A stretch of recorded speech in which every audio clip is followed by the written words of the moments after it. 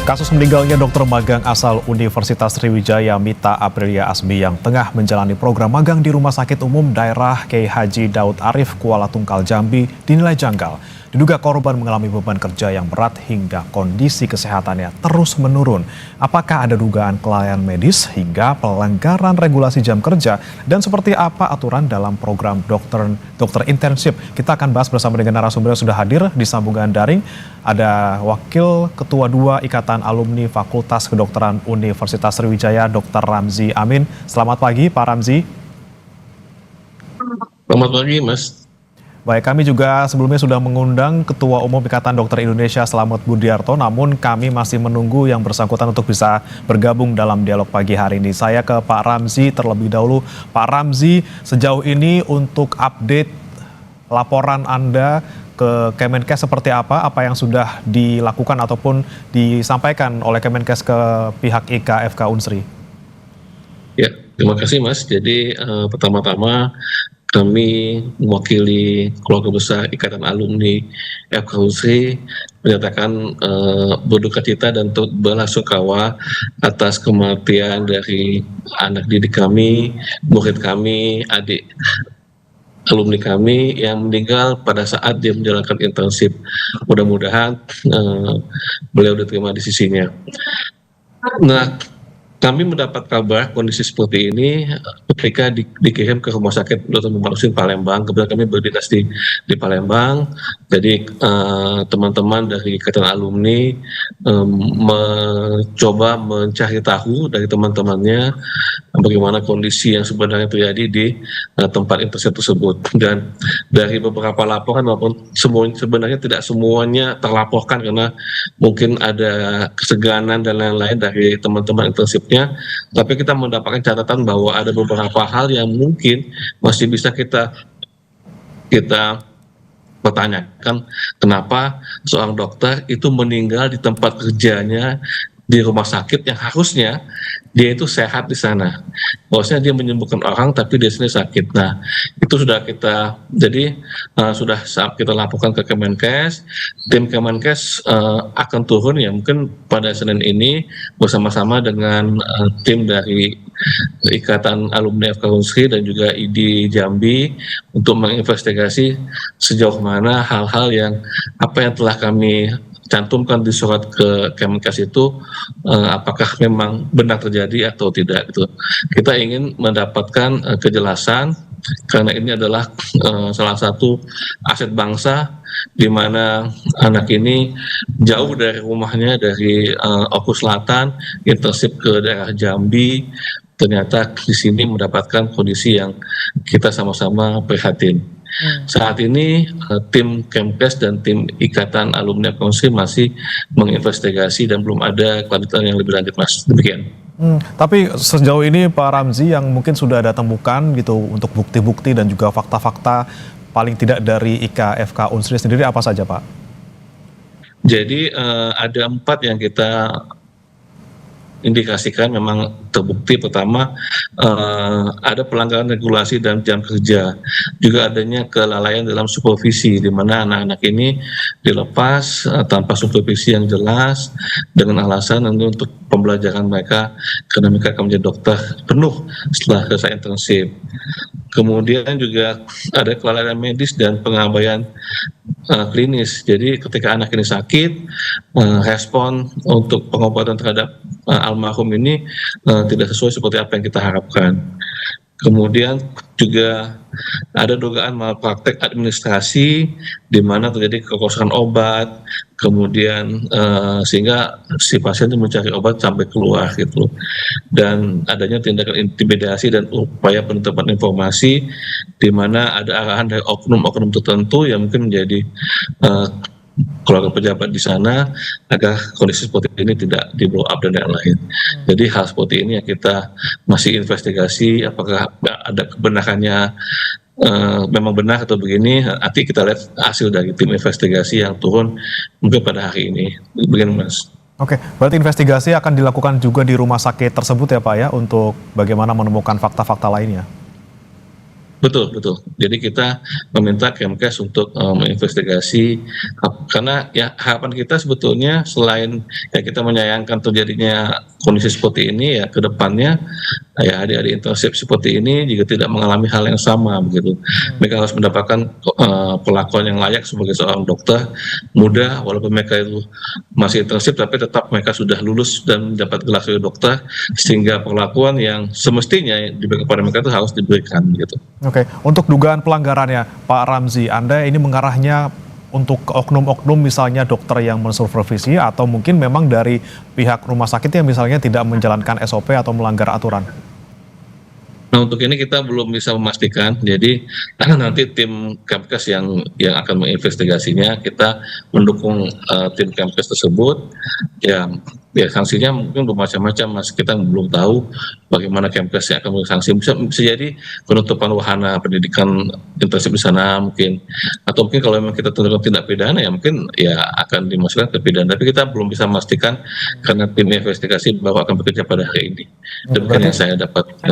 Untuk langkah hukum berarti menunggu hasil ini dulu ya Pak ya, untuk sebelum akhirnya mengambil tadi langkah-langkah untuk menjerat pelaku secara pidana seperti itu. Betul, kita harus memastikan dulu memang ada tindak pidana dan tentunya akan dikoordinasikan dengan keluarganya gitu ya. Bagaimana pihak keluarga, apa pihak keluarga itu kalau terjadi misalnya tidak pidana, apakah pihak keluarga akan memastikan ini di langkah hukum atau tidak. Tapi tetap kita belum bisa memastikan karena tim investigasi baru bekerja efektif pada hari ini saya dengar begitu. Baik, ada salah satu poin yang disampaikan juga oleh Ika Unsri bahwa ada dugaannya ini korban bekerja 3 bulan berturut-turut tanpa libur di bangsal UGD. Ini kemudian dari mana mungkin pihak FK Unsri ini mendapat informasi seperti itu, dan seperti apa memang sebenarnya kejadian yang terjadi di rumah sakit tersebut? Apakah memang ini berlaku untuk semua anak magang ataupun dokter magang yang bekerja di sana? Iya, jadi kita mendapatkan dari hasil ngobrol ya, bukan investigasi dengan teman-teman almarhumah, bahwa memang ketika mereka itu di sana, mereka itu diminta untuk jaga full 3 bulan di UGD, 3 bulan di Bangsal gitu. Dan mereka minta negosiasi jangan sampai 3 bulan benar karena itu lumayan melelahkan. Kemudian jaga UGD pun mereka juga dilepas. Mereka dilepas untuk menjadi seorang dokter yang padahal mereka itu harusnya mereka sana magang posisinya.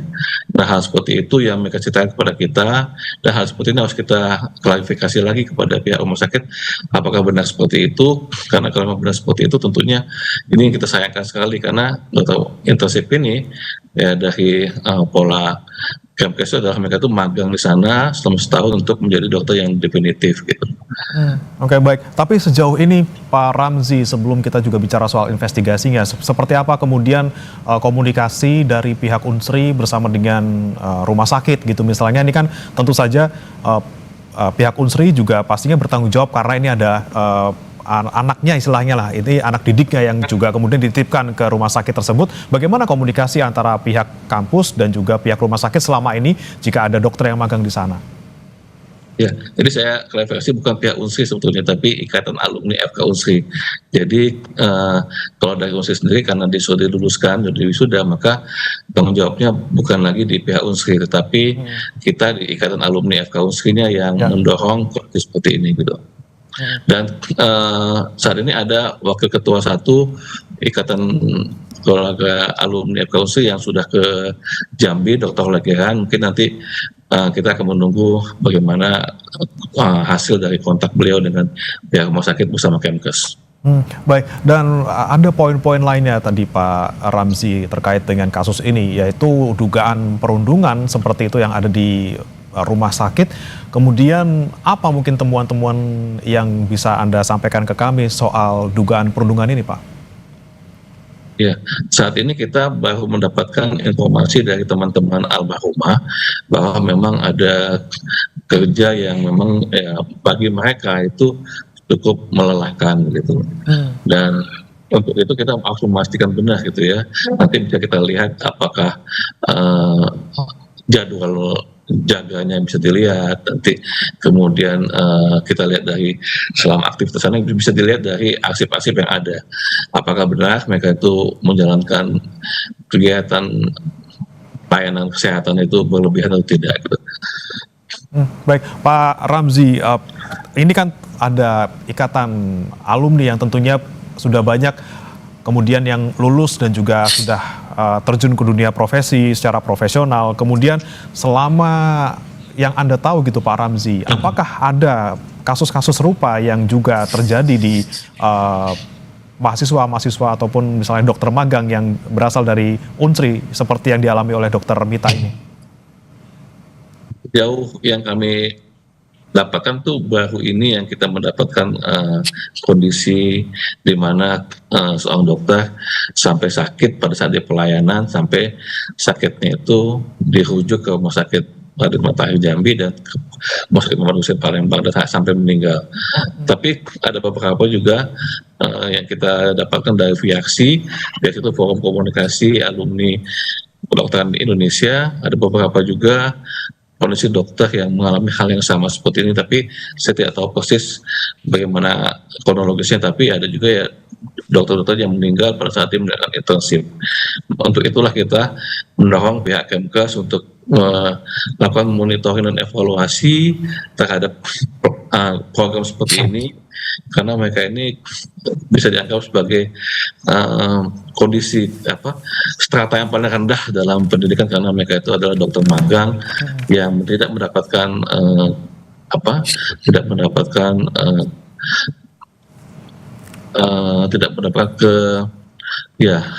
fasilitas yang layak lah seperti itu.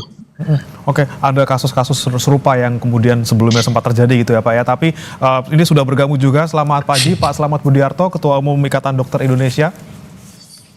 Selamat pagi. Ya, selamat pagi Pak Slamet. Kita dengar bersama bahwa ini yang dialami oleh Dokter Mita ini tentunya sangat memprihatinkan seperti itu, dan dari catatan harian Kompas yang terbit hari ini bahwa dalam waktu 3 bulan saja ini sudah ada 4 dokter magang yang meninggal dunia. Terakhir adalah Dokter Mita. Bagaimana kemudian dari Ikatan Dokter Indonesia menanggapi hal ini? Ya, menurut saya pertama yang harus kita lakukan adalah melakukan investigasi. Kementerian Kesehatan dan Ikatan Dokter Indonesia sedang melakukan investigasi terhadap kasus ini langsung ke Jambi.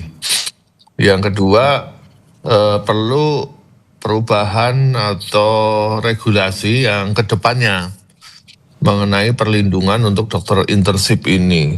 IDI sudah mengirimkan surat ke Menteri Kesehatan, antara lain waktu misalnya maksimal 40 jam per minggu, kemudian ada hak cuti sakit tidak bisa mengganti. Kalau kemarin itu kan, kalau dokter internship sakit, kalau dia cuti sakit, dia harus mengganti, sehingga kebanyakan dokter internship ini belum sembuh, dia kepengen tetap kerja atau tidak mau cuti lagi karena akan mengganti. Akibatnya fatal, sehingga mereka sakitnya akan tambah parah. Kemudian mengenai biaya hidup atau gaji itu juga kita usulkan minimal 3 UMR lah. Kemudian waktu internship juga dipercepat maksimal 6 bulan. Dan wahananya itu harus ada pengawasan yang melekat. Kami usulkan memang antara Dinas Kesehatan dan Ikatan Dokter Indonesia akan mengawasi lebih ketat lagi. Begitu. Oke, ini terkait dengan kasus Dokter Mita sendiri, ini berarti memang selama ini belum ada sebenarnya regulasi yang secara ketat mengatur bagaimana kemudian seorang dokter magang bekerja di sebuah instansi ataupun institusi kesehatan seperti itu Pak? Sudah ada regulasi, hanya regulasi ini perlu disempurnakan. Salah satunya adalah dia 1 tahun hanya diberi hak cuti 4 hari, gitu kan. Kalau dia sakit, tidak ada hak cuti sakit. Sehingga kalau dokter internship ini sakit, dia pengennya kerja aja karena takut mengganti gitu loh, karena nggak ada hak cuti gitu. Oke, kemudian kalau Anda melihat juga Pak Slamet untuk kasus Dokter Mita di Rumah Sakit Umum Daerah di Jambi ini, pelanggaran seperti apa yang kemudian Anda lihat? Apakah memang ini karena mungkin dari pihak rumah sakitnya menganggap bahwa dokter magang ini adalah seperti dokter tetap yang lainnya seperti itu? Ya, kebanyakan dokter internship itu rumah sakit menganggap bahwa dokter intensif sebagai pekerja. Itu yang salah gitu loh. Padahal dia adalah harus didampingi oleh dokter yang ada di situ, bukan pekerja utama. Mereka ini kan sedang magang kan gitu. Dan ada batasan waktunya. Harusnya maksimal 8 jam dia harus istirahat. Yang kedua harus ada perlindungan diri. Saya nggak tahu apakah rumah sakit sudah memberikan masker N95 dan lain-lainnya. Jadi seperti itu.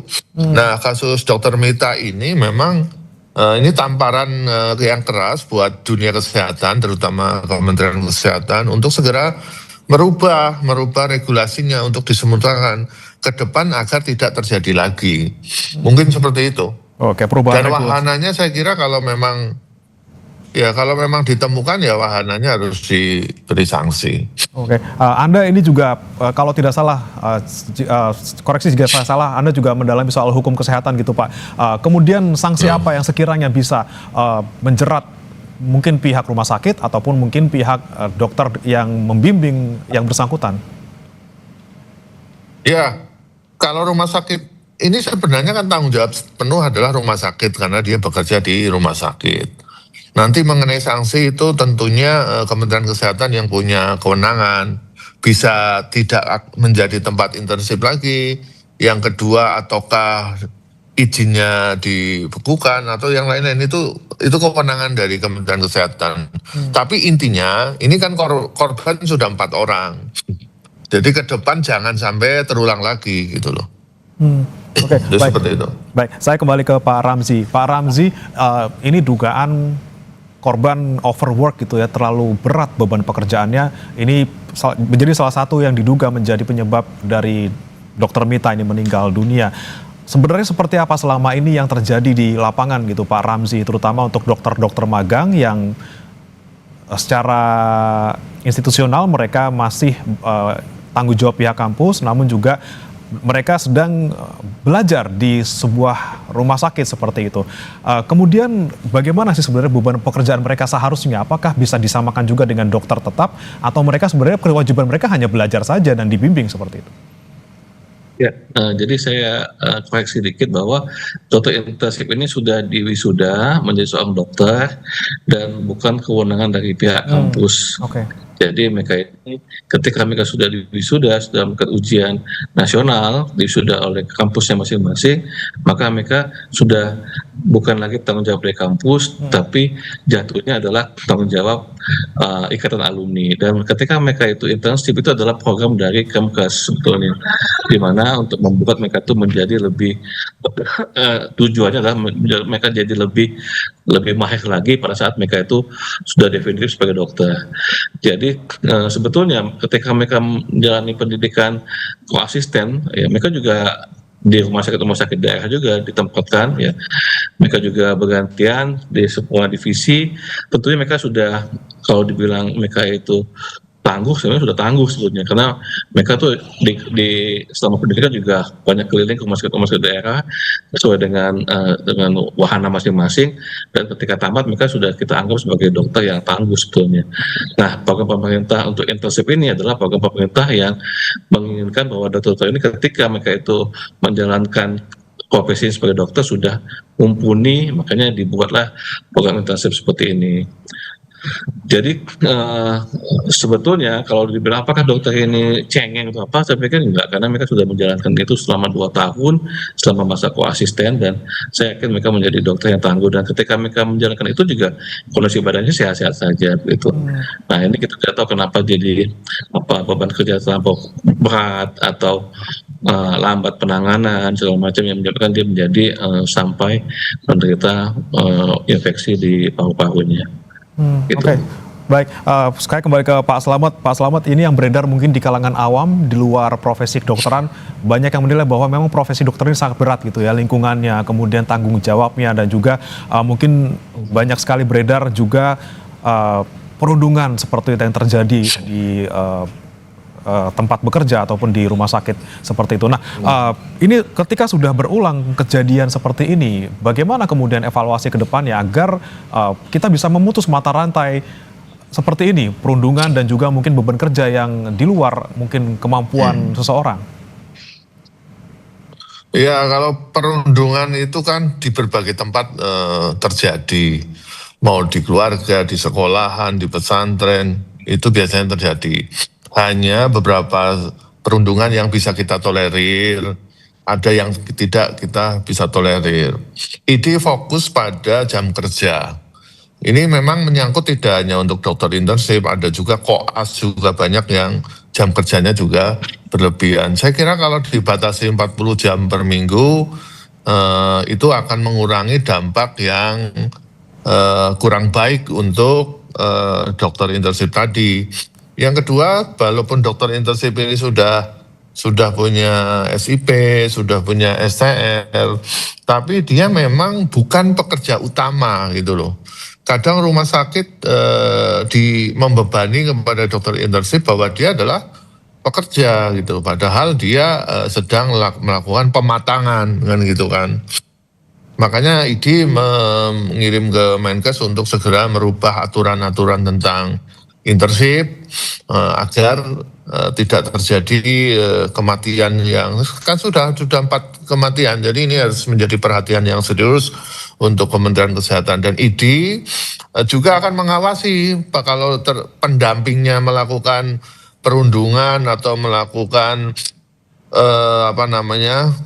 pelanggaran etik, ya kita akan sanksi etik, dan paling berat adalah diberhentikan dari anggota ID. Dan Jadi mungkin seperti itu. untuk pengawasan di lapangannya juga, apakah juga sistem whistleblowing gitu ya untuk melindungi juga pelapor harus juga didorong gitu Pak? Ya, saya kira bisa saja menggunakan hotline khusus untuk pengawasan tadi. ID juga dalam waktu dekat akan membuat hotline itu khusus untuk dokter internship. Jika terjadi masalah perundungan, jam kerja terlalu lama, bebannya terlalu berat, ya ID akan memberitahu ke direkturnya bahwa ini nggak benar. Paling nggak itu yang bisa dilakukan oleh ID untuk mengingatkan tidak terjadi kasus-kasus seperti ini lagi. Baik, terakhir saya ke Pak Ramzi. Pak Ramzi, harapan dari IKFK Unsri sendiri terkait dengan kasus ini seperti apa? Ya, jadi harapan kita pertama kepada pemerintah, mudah-mudahan seperti yang dikatakan oleh Dr. Slamet tadi, ada regulasi yang lebih manusiawi lagi ke depannya, yang lebih ketat lagi, disertai dengan monitoring dan evaluasi untuk adik-adik ini, sehingga pada saat mereka menjalankan internship ini, mereka bisa menjalankan dengan cara yang baik, mendapatkan kematangan ilmu yang sudah diberikan selama pendidikan. Kemudian harapan kita kepada pihak rumah sakit, mudah-mudahan mereka dapat kooperatif dan bekerja sama, karena kita pada prinsipnya tidak mencari salah, tapi mau memperbaiki sistem yang ada, terutama di rumah sakit di mana almarhumah itu meninggal. Dan harapan kita pada masyarakat bahwa tetap minta dukungan dari masyarakat bahwa dokter ini juga manusia biasa, ya ada yang ya ketika dia dokter itu mengalami sakit dan lain-lain juga itu ada manusia biasa, dan mohon dukungan dari masyarakat kepada profesi dokter bahwa agar ke depan ya, dokter bisa melayani masyarakat dengan baik, tapi dokter juga bisa melindungi dirinya juga dengan baik. Demikian Mas. Baik, kita harapkan tadi ya perubahan regulasi kita dorong terus ke Kemenkes, kemudian juga pengawasan juga harus kita dorong juga agar seperti kejadian seperti ini tidak berulang lagi, dan mereka yang sebagai dokter magang ini bisa mematangkan ilmu dengan jaminan kesehatan dan juga keselamatan bagi dirinya sendiri. Terima kasih Pak Ramzi Amin, Wakil Ketua 2 Ikatan Alumni FK Universitas Sriwijaya, dan juga Pak Slamet Budiarto, Ketua Umum Ikatan Dokter Indonesia, sudah bergabung bersama kami di Sapa Indonesia Pagi. Selamat pagi.